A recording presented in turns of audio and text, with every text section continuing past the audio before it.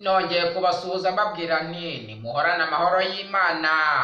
Reka mbabwire ko hari abakobwa bari muri Kigali ngo bakaba bise ngo ni boss babies.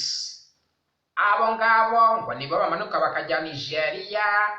Ntabwo tuzi zahabu bacuruza, ntabwo tuzi iyo ariyo cyangwa se amabuye y'agaciro bacuruza kugira ngo babone izo note, kandi se nta bigo bikomeye bakoramo kugira ngo tumenye aho amafaranga ava.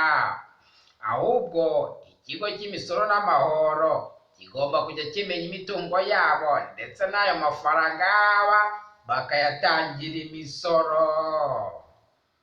Dore ko bashinze kampani muri Kigali ngo bayita Kigali baby boss.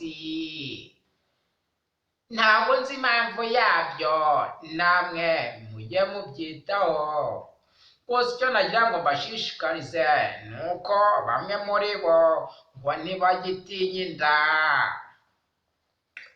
ahubwo batinya sida.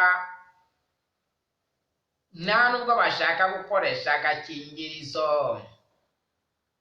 bamanuka Kizimbarwe.